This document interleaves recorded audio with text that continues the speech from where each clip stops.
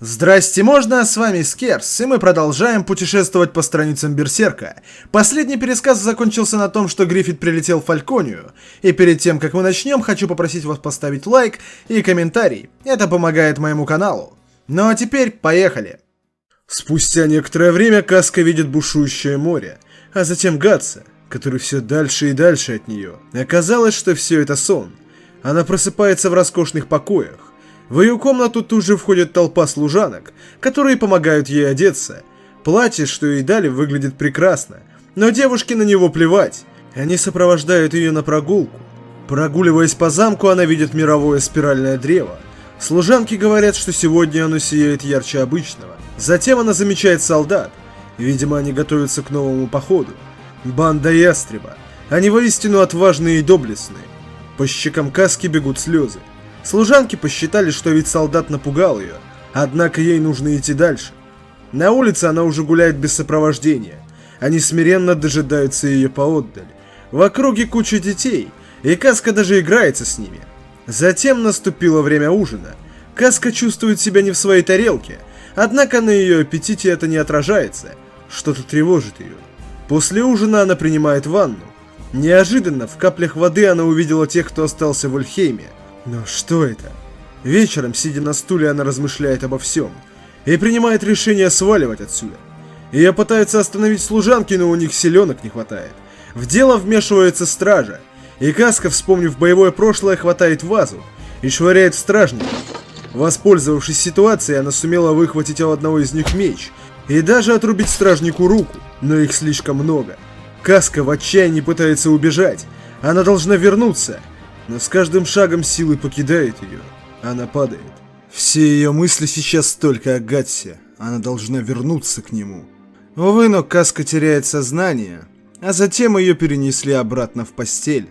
Спустя некоторое время высокопоставленные апостолы докладывают Гриффиту, что птичка мирно спит в своей клетке, и ее полет окончен. И один лишь Зод стоит поотдаль. Выглядит он так, будто что-то задумал. Ястреб говорит лишь одно слово — Восток. Видимо, это их следующая цель. Все вокруг само собой подчиняется его желанию.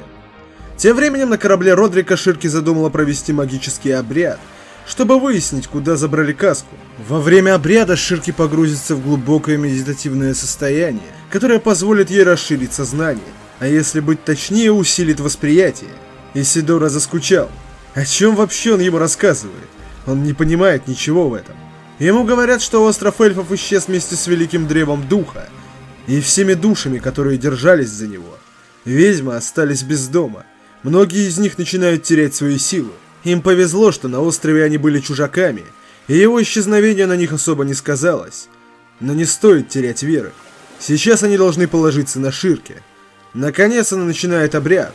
Волшебница просит Форнезу позаботиться о ее теле. Для этого обряда важно, чтобы сознание каждого было сосредоточено в одном и том же месте. Даже те, кто не изучал темные искусства, могут помочь свершиться магии. Родрик ничего не понимает, но звучит здорово.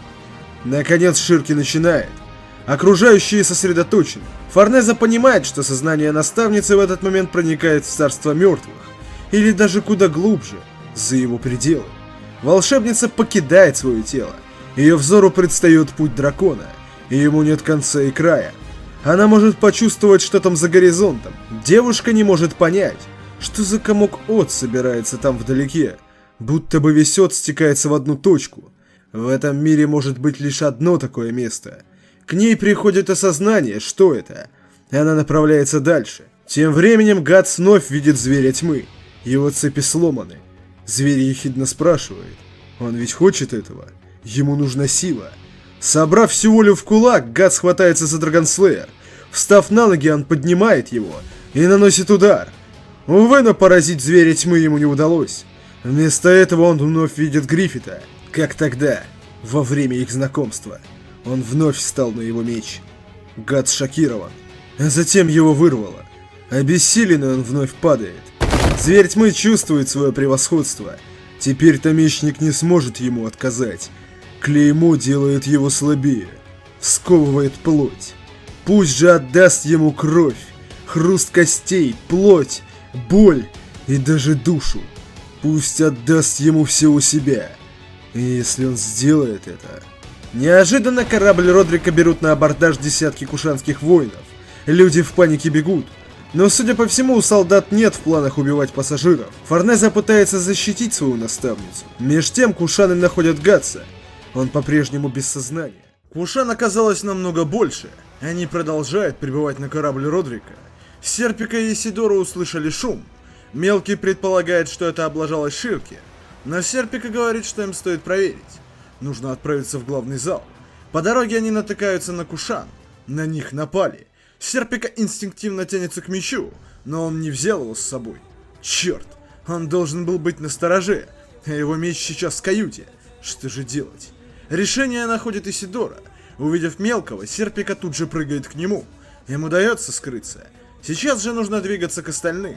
Парочка бежит туда, где обосновались все, вырубая тех, кто встает у них на пути. Наконец они добрались. Вот только новая напасть. Дверь заперта.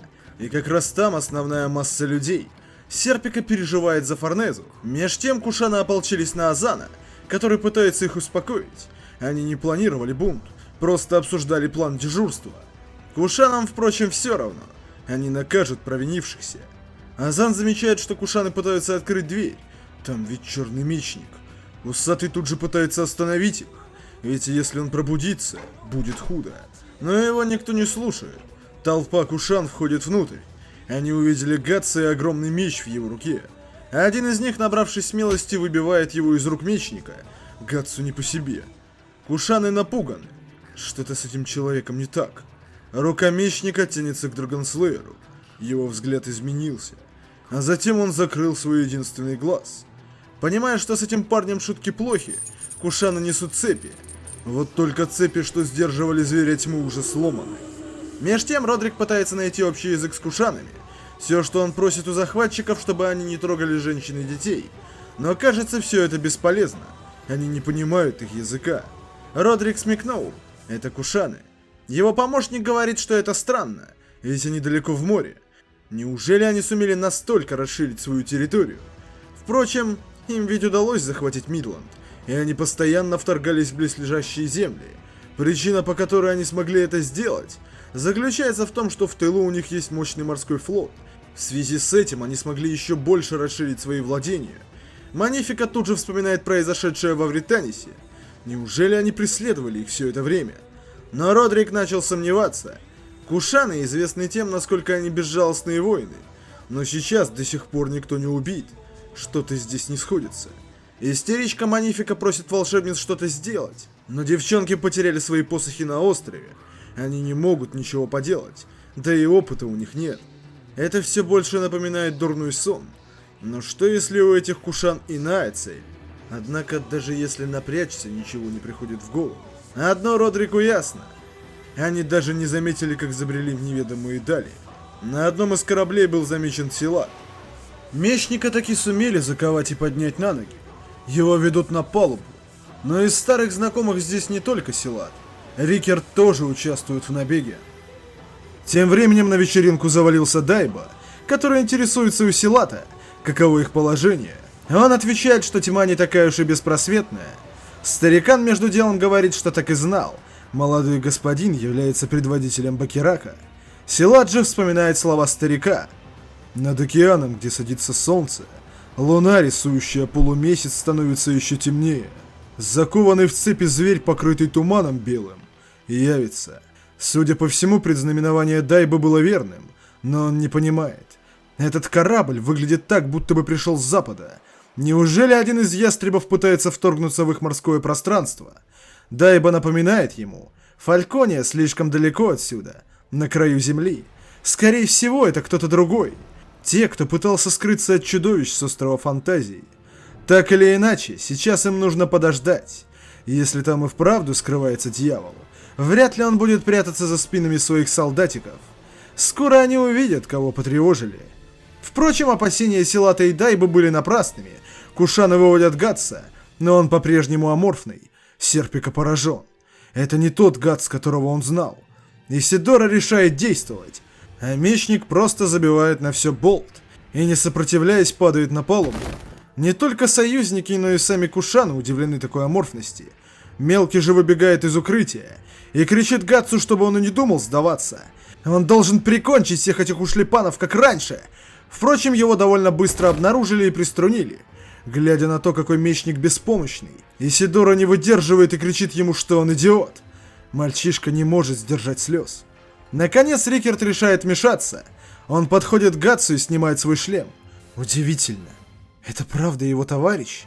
Затем он что-то говорит Кушанам, и те начинают убирать оружие. Родрик не выкупает, в чем дело. Заложников потихоньку начинают освобождать. И Рикерт решает им все объяснить. Они вторглись в воды Кушан, посему их так встретили. Он просит прощения за грубость солдат. Родрик удивился. Кто же перед ним? Рикерт представляется и говорит, что у него есть причины дружить с Кушанами. Но он и вправду из Мидленда. И он даже не надеялся встретить здесь земляков. Так или иначе, он нуждается в них. Кушаны захватили всех. Дайба говорит, что передвинуть флот, чтобы сцапать черного мечника, было умно. Вот только если он пробудится, всех этих войск будет недостаточно. Впрочем, судя по всему, удача благоволит юному господину. А он вечно пытается предсказать судьбу. Ну да ладно, ему пора. Он будет ждать их в столице. Глядя ему вслед, Силат понимает. Хоть старикан и бывает несносным, но он был правой рукой Ганишки. Теперь у него есть Дайба, павший колдун, и черный мечник. И вся эта компашка теперь на востоке.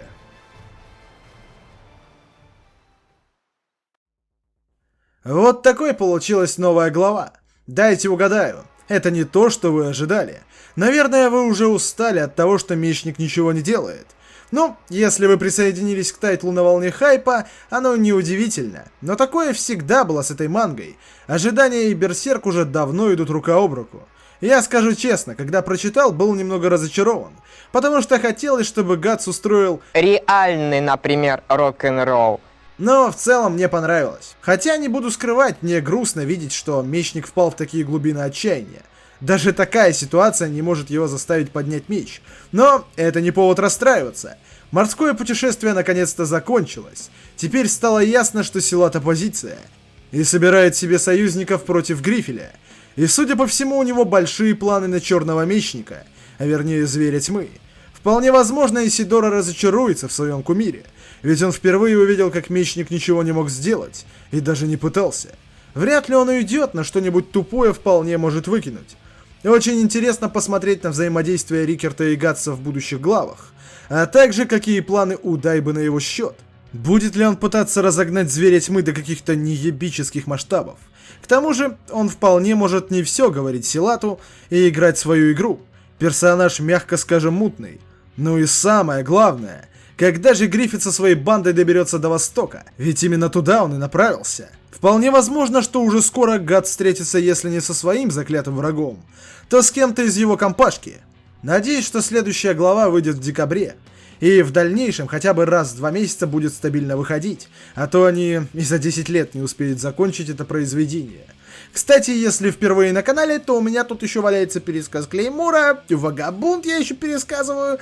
Так что скрасить ожидания вы сможете на моем канале. А на Бусти, кстати, все выходит быстрее. И там часовые версии. Ага. Огромное спасибо Кате, Людмиле и Димке за перевод главы. А также большое спасибо Крамеру, Джову, Александру, Максиму 426, Александру Рудневу, Артему Деревицкому, Хюрикейну, Дизу, Якубу, Тазику, Харикану, Сергею Сушко, Артуру Просто, Ром Рему и Кэпу за материальную поддержку моих роликов. А также тем, чьи ники вы сейчас видите на экране. Slayer, спасибо за превью. На этом все. С вами был Скерс. Надеюсь, вам понравилось. До скорых встреч!